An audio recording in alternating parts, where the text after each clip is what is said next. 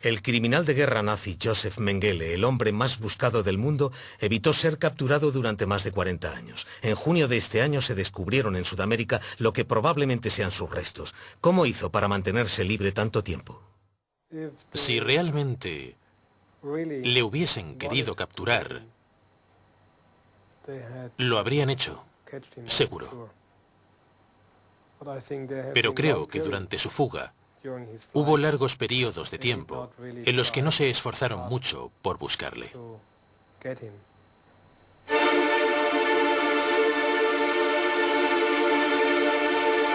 Mengele, el ángel de la muerte.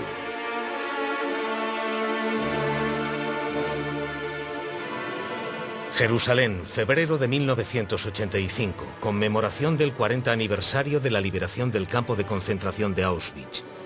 Las víctimas de algunos de los crímenes más atroces de la historia testificaron en una vista pública. El acusado era el doctor Josef Mengele, cuyo paradero era desconocido. Se le acusaba de delitos de brutalidad y de complicidad en el asesinato de más de 400.000 personas. Una comisión de expertos con el estadounidense Telford Taylor, fiscal de los juicios de Nuremberg, y el cazador de nazis Simon Wiesenthal, escuchó unas pruebas tan irrefutables que parecía incomprensible que el criminal hubiese escapado de la justicia durante tanto tiempo, y la conciencia del mundo empezó a agitarse otra vez. Nos separaron del resto de la familia y solo sobrevivimos mi hermana gemela y yo. Nunca he vuelto a ver a nadie. Nos llevaron a unas barracas donde había más gemelos que llevaban algún tiempo. Nos enseñaron las chimeneas y nos dijeron, mirad las llamas. Y pudimos ver las llamas que salían por encima de ellas. Nos dijeron, probablemente vuestros padres estén ardiendo. Mi hermana gemela y yo estábamos en estado de shock por lo que nos había pasado desde que nos habían separado de nuestra madre. Mengele cometió sus crímenes en Auschwitz, el más famoso de todos los campos de concentración nazis. Aquí asesinaron a 4,5 millones de personas siguiendo una ideología que pedía a los científicos que crearan una raza superior. Aquí la ciencia perdió todo contacto con la realidad y la moralidad. La orden de detención de Mengele le acusa de haber sido responsable de disparar a más de 100 niños en la nuca, de diseccionar un niño de 1 año que seguía vivo y de haber administrado inyecciones mortales en el corazón de 14 pares de gemelos para obtener cadáveres frescos para sus investigaciones.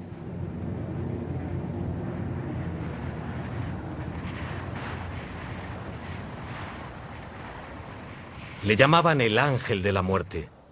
Josef Mengele nació el 16 de marzo de 1911 en el pequeño pueblo bávaro de Günzburg. Era el tercer hijo de Karl Mengele, el ciudadano más rico del pueblo, cuya empresa de maquinaria agrícola Karl Mengele e Hijo era el principal proveedor de trabajo en Günzburg y aún lo es. Sin embargo, a Josef le interesaba la ciencia. Fue a la escuela del pueblo y le educaron como cristiano romano. Desde 1930 estudió medicina y antropología en las universidades de Bonn, Múnich y Frankfurt. En Frankfurt fue discípulo del profesor Bersua, un importante exponente de las teorías raciales nazis. Bersua dirigía el Instituto de Higiene Racial, donde se ponían en práctica las obsesiones nazis sobre la raza. Bersua y Mengele estuvieron interesados en el análisis comparativo de los gemelos, el perfecto material de investigación. En 1938 el instituto le envió a Posen para investigar la pureza racial de las parejas que querían casarse, pero su deseo real era servir a la patria de una manera más directa. A principios de 1939 se aceptó su solicitud de un puesto fijo en las SS. Y el 28 de julio de ese mismo año se casó con Irene Schonenbeine, hija de un profesor universitario cuyo origen tuvieron que investigar las SS para asegurar su pureza aria. Pero la separación era inminente. Mengele se ofreció voluntario para el ejército privado de Hitler, la Waffen-SS, y fue aceptado como médico de campaña en el frente ruso, donde la lucha era particularmente sangrienta.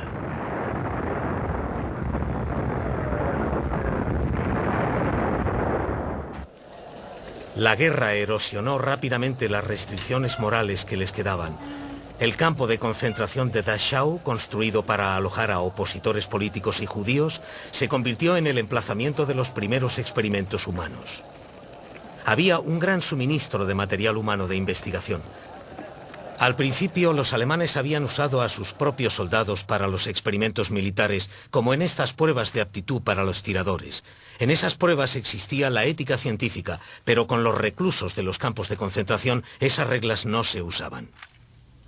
Este prisionero judío tuvo una muerte lenta en una cámara de baja presión. Más tarde le abrieron el cráneo y le quitaron el cerebro para examinarlo. En 1942, Mengele resultó herido en el frente ruso y volvió con el profesor Berchua, que por entonces ya era el director del establecimiento científico más prestigioso de Alemania, el Instituto Kaiser Wilhelm de Berlín. En 1943, Joseph Mengele fue enviado al campo de concentración de Auschwitz.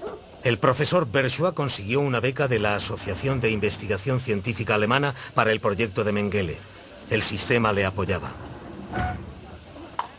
En 1943, la solución final de Hitler se acercaba a su objetivo. Se enviaban al este trenes llenos de judíos hacia lo que se les decía que era la tierra prometida, y lo que las SS llamaban tratamiento especial.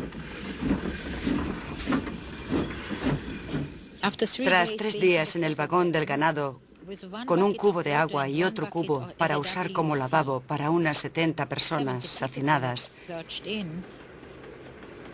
el tren se detuvo y ladraron unos perros. Había SS y no sabíamos qué hacer. Bajamos del vagón uno tras otro. La gente más vieja no podía moverse. Fue horrible. Y entre los SS, con los perros que ladraban, había gente con uniformes a rayas. Uniformes que eran como pijamas. Le pregunté a uno de ellos, ¿dónde estamos? Y me dijo que era Auschwitz. Auschwitz-Birkenau eran 12 campos con más de 250.000 prisioneros.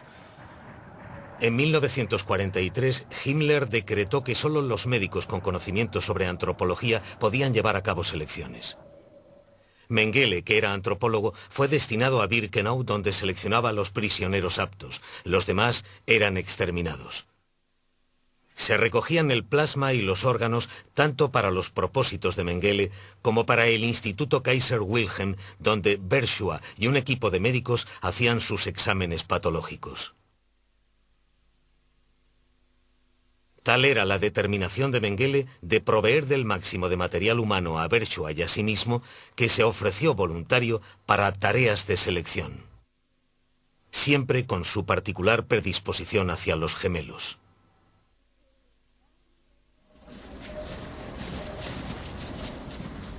Llegaba todas las mañanas después de que pasaran lista. Al principio me parecía que era una persona aterradora. No porque su cara fuese aterradora. De hecho, tenía una cara bastante agradable. Pero el ambiente de la barraca antes de que llegara y todos los preparativos de los supervisores creaban esa atmósfera de horror y terror que decía: Mengele va a venir. Ya venía Mengele. Todo el mundo debía ponerse de pie y quedarse quieto. Una vez entró y se dio cuenta